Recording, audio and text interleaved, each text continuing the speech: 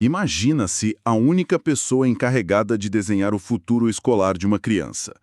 Ah, mas detalhe, a lei que deveria servir de guia exige que o documento errado seja preenchido no lugar errado.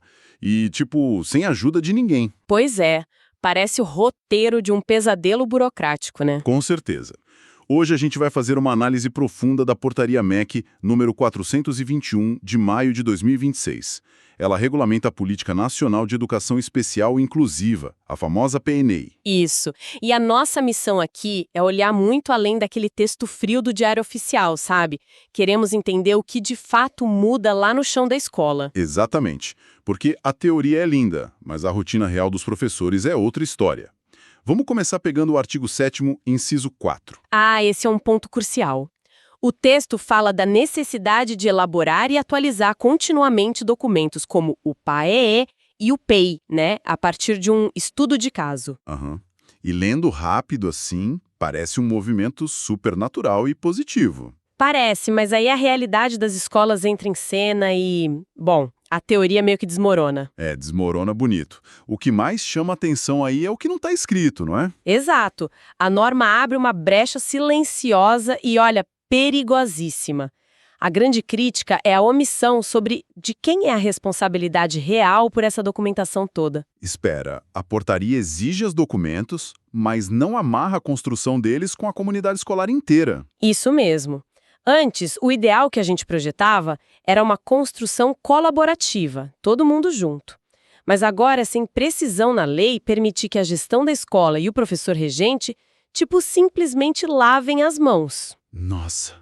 Então, na prática, existe um risco gigantesco de toda essa carga, o estudo de caso, o PEI, o PAE, cair exclusivamente no colo do professor de atendimento educacional especializado, o AE. Aham.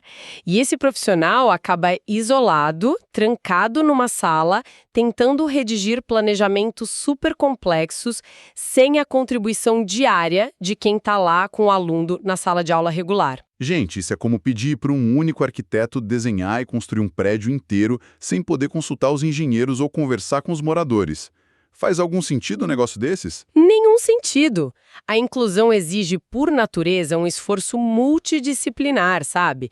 Se o professor de EA assume essa carga toda sozinho, o documento vira só uma formalidade burocrática. Vira papel para cumprir tabela na gaveta da coordenação, né? Falhando no propósito mais básico da inclusão, que é a colaboração. E olha, se o isolamento já complica a vida desse professor, o conteúdo que ele é obrigado a colocar no papel torna o cenário ainda mais bizarro. É aqui que eu confesso que fiquei totalmente perdido. Eu imagino. É a confusão entre os artigos, não é? Isso, o artigo 10 descreve o PAEE. Aí, logo em seguida, o artigo 11 define o PEI. Mas o inciso 1 desse artigo 11 exige que o PEI detalhe as atividades desenvolvidas na SRM. Isso não é um erro de digitação da lei, não. Olha, eu adoraria dizer que sim. Mas parece ser uma escolha legislativa muito mal feita mesmo. É um contrassenso técnico brutal. Explica um pouco melhor essa diferença para quem está acompanhando a gente. Claro. Pensa no propósito de cada um. O PEI, por definição da própria lei, é o Plano de Acessibilização Curricular. Ou seja, ele deve ser focado no currículo, nas adaptações e no aprendizado dentro da sala de aula regular. Aham. Deveria ser um documento conciso, prático, né? Exatamente. Mas, se a lei te obriga a colocar o detalhamento da SRM lá dentro... Espera, então estão pedindo para colocar o manual de instruções mega detalhado dentro do guia de consulta rápida? Isso não vai apenas soterrar os professores em papelada confusa? Vai criar um caos absoluto.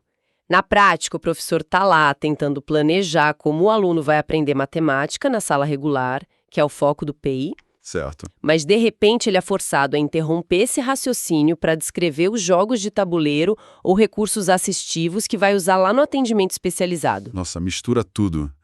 São lógicas de ensino que se complementam, mas são administrativamente muito distintas, né? Espremer isso na mesma folha destrói totalmente o propósito de ter um guia rápido de acessibilidade.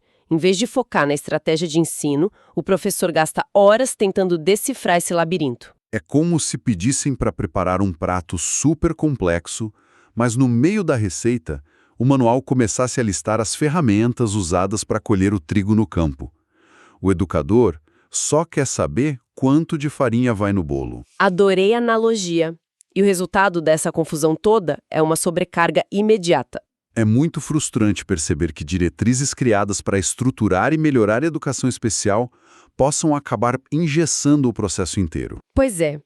E quando a estrutura burocrática vira o centro das atenções, quem perde no fim da linha é o estudante, que acaba ficando com um plano genérico, feito às pressas por um professor exausto. O que nos leva a uma reflexão urgente para fechar a nossa análise de hoje.